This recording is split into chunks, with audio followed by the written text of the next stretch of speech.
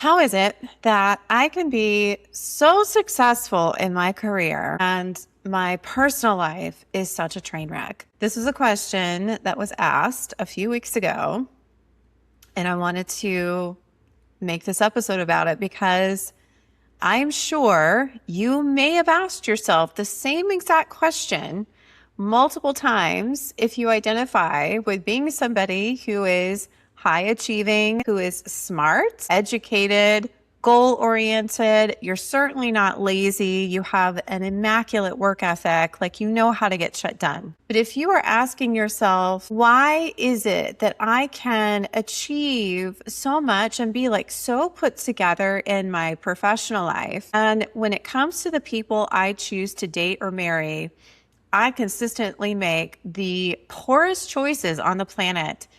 I want to talk to you about why this is happening, because you're probably going, why? Why am I still doing this? Why am I still here? But most importantly, I want to shift the question away from why and start giving you ideas or some insight on how to actually shift that, because repeatedly asking ourselves the question, why am I still here, can actually be a stall tactic. Like we get really comfortable in that question of like, why is it not working for me? And that becomes like part of our own block. It becomes our identity.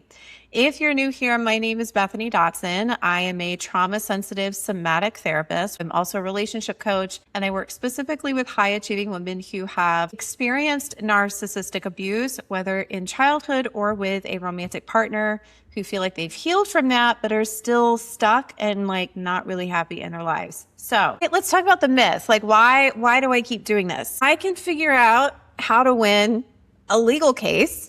I can figure out how to build a website. I can figure out how to create a six-figure, multi-six-figure, seven-figure plus business. I can figure out how to, structure real estate. Like I can figure shit out. Like, why can I do it over here? And the biggest trap that I see people falling into, and I have done this myself, is if I just learn a little more, if I just learn a little bit more about my attachment style, if I learn more about avoidant attachment types, like then, or if I just learn the right things to say in early stage dating, if I just learn what to put on my dating profile, if I learn like what dating apps I need to be on, especially if I'm over 40, like we get consumed with like, if I just know a little more, then I'll be able to figure this shit out, because that works in your career. But the thing that I want to highlight here is that the traits that have probably made you successful in your career, your tenacity, your grit, your perseverance, your drive to get away from something painful in your life and create a sense of success, the being perfectionistic in a sense. There's, we hear the word perfectionism and we're like, oh, it's not a really good thing. It can actually serve you to build a successful career. Those skills that you have acquired to be successful and the skills that cause you to get in shitty relationships have the same common denominator. And the majority of the time, that common denominator is childhood trauma or childhood conditioning, where you grew up having to modify your behavior and grew up in an environment where you unconsciously, this is where it gets tricky, you unconsciously absorbed beliefs about yourself and you made stuff mean, like your parents or caregivers were doing something and you made it mean something negative about yourself, and you did it unconsciously. So that success, career success, and shitty relationship traits, those traits share that common foundation most of the time of having childhood conditioning that gives you more susceptibility to modifying your behavior to get what you want out of someone or something or a scenario. If you grew up believing that good grades and being a good girl and doing the right thing brought you praise and love and attention, you're going to do that in your career and it's going to win you praise and attention. But what you will often find in a romantic relationship is that you will find somebody who matches your subconscious need to win approval and will be moving the goalposts, or you'll never quite get what you need from them or what you want from them. And it keeps you in this familiar nervous system pattern of trying to earn their approval. If there was a lot of emotional volatility in your household, that trains you and probably did train you to be very externally focused on reading the mood, the tones of voice, their facial expressions. You may have developed this heightened perceptive sense. And that heightened perceptive sense can also lead to heightened business perception. You have strong intuition when it comes to making business decisions. You might be a therapist or a coach. You might be in a healing profession because that natural proclivity that you have of like focusing on other people lends itself well to being in a helping profession. You might also find that you struggle with burnout or feeling exhausted because you feel like you're constantly focused out here. What will happen in your relationships and in your romantic partnerships is that you'll find that you attract people who give you that missing piece so that you can feel focused on what they're doing. Focused, like maybe they are emotionally avoidant or they pull away after intimacy. They're inconsistent, not like crazy inconsistent, but just like enough where it like starts pricking your intuition, but it's not like overt and you're making a lot of excuses for them. And so you'll find that you get with the relationship patterns that cause you to stay focused out here and modifying your behavior to make sure that they're okay and to get your needs met and to prevent that loss of connection, because in your earlier life, that's also what you did. And even though you're 40 or 50 or 30 or whatever, and it's been decades since, you grew up in that environment, and you logically know better, your nervous system still responds the same way. And your nervous system and these subconscious patterns or templates that you have for relationship will always, in most cases, until you start really doing active work in the present moment and making different choices in real life moments, that nervous system conditioning is going to trump your logic every single time. So what I often see happening as a result of there's a pattern that happens with women who are super successful in their career and they keep getting into shitty relationships. And they get back out into dating and the same things keep happening again. And then they continue to believe, why am I still here? Or they question, why am I still doing this? Then they start to believe there must be something wrong with me. And that belief of there must be something wrong with me drives her to take actions to compensate for that feeling of something is wrong with me. And she will start to work harder in her career, believing that if I just make more money, or if I get another title, or if I get another real estate property in my portfolio, then that will take away this feeling of something's wrong with me. And then she'll get the thing, she'll do it because of course she's accomplished and she gets shit done. But what happens is that sense of accomplishment is very short-lived and she doesn't feel really any happier. She basically feels the same and in a lot of ways, kind of like let down, like, I thought this was going to bring me the thing that I've been looking for, the sense of connection, the happiness that I've been looking for.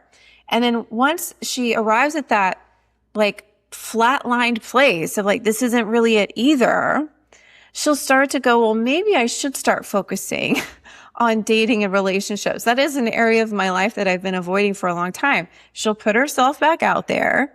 The same thing will still happen.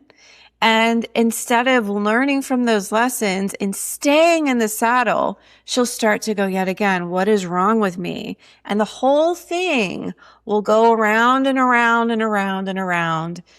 And a lot of people get stuck in that cycle, just kind of like you get stuck in a cycle if you were in an emotionally abusive relationship where it's the honeymoon period, then it's the tension building phase, then it's the explosion, the abusive episode, then it's the makeup period, then it's the honeymoon phase. And that cycle over time gets shorter and shorter and more tightly wound. and the makeup periods are a lot shorter than they used to. There's really no honeymoon period anymore.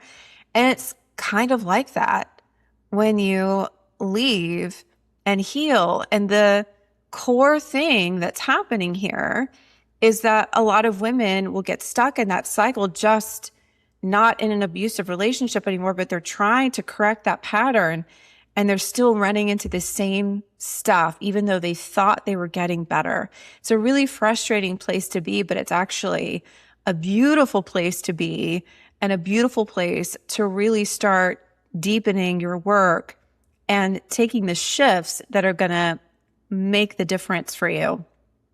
The final thing that I'll say is so many people get stuck in the trap of being the expert on their own dysfunction. The woman that asked this question a few weeks ago, how can I be so successful in my professional life and such a train wreck in my personal life? And I have worked with this woman before and I know some of her history. And years later, she's still asking that question. And I highlight that not to make her wrong in any way, but to highlight a common place that a lot of us find ourselves in, which is we become the expert on our own dysfunction without ever changing anything. I keep winding up with unavailable men. That becomes the story in your head.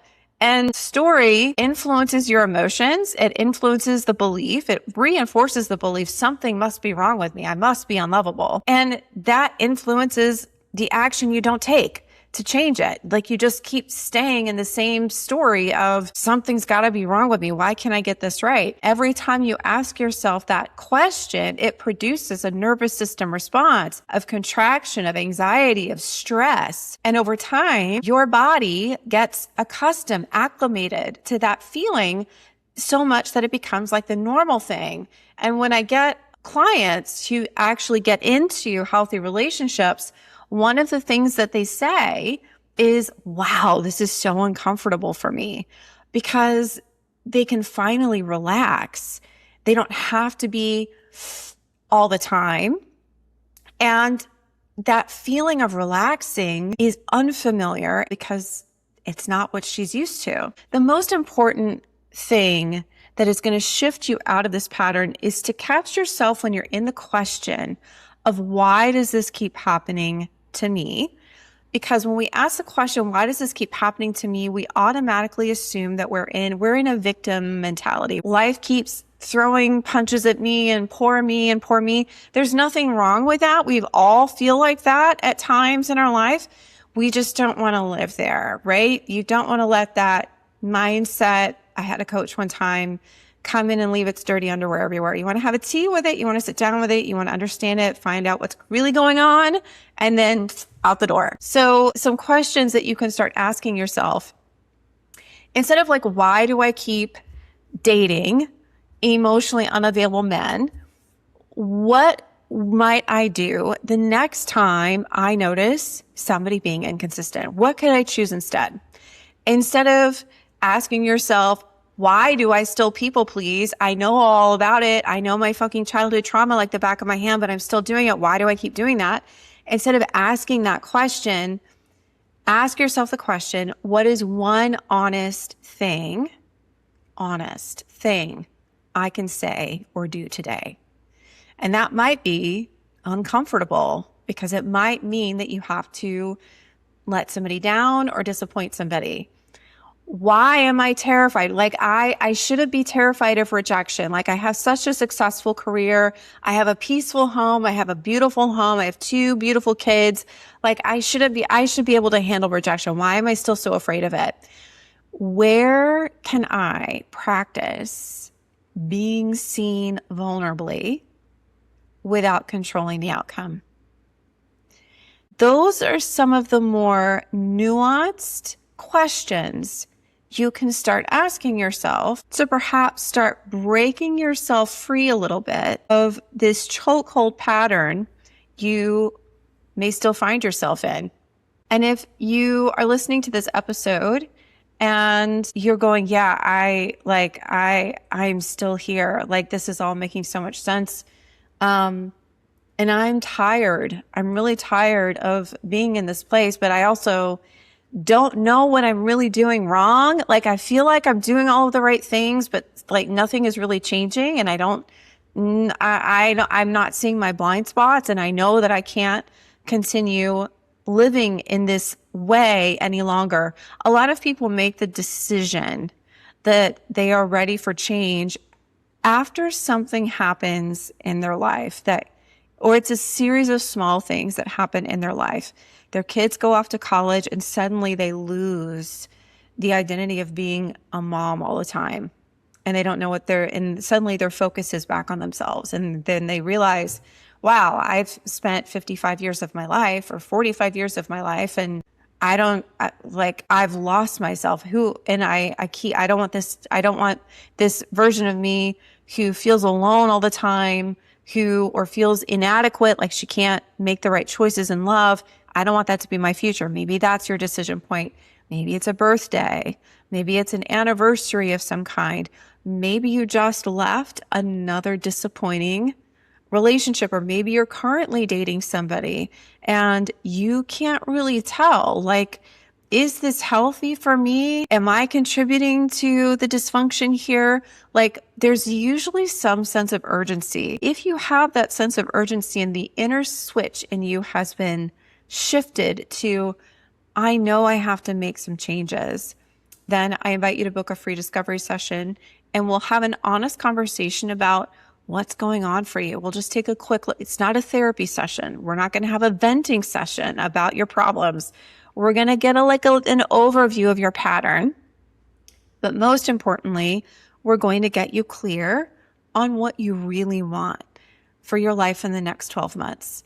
Like, how do you want to feel when you wake up in the morning? What kind of person do you want to be with? Like, what do you do on a Saturday when both of you have free time? How do you spend your Saturdays together? Like, how do you want to feel in the dating journey? Like, how do you want to handle disappointment and rejection? And talk about that version of you. And if it feels like there's synergy and there's alignment and you're like, yeah, I think this is the right thing for me, we both feel that way, then we'll talk about what it looks like to work together. And you can go to bethanydotson.com/talk to book that free discovery session. And then if you have comments or questions about this, please leave them in the chat box and I will circle back and do my best to answer your questions. I will see you on the next episode.